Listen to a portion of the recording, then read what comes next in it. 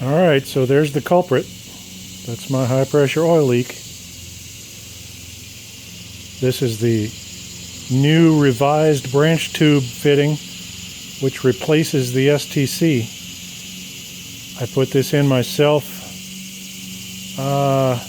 4 years ago. 50,000 miles, less, 40,000.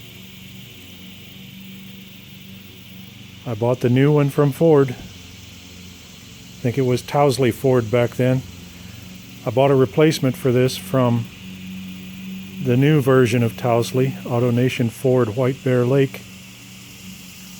I'll replace the whole thing. Hopefully the new one goes longer than 47,000 miles.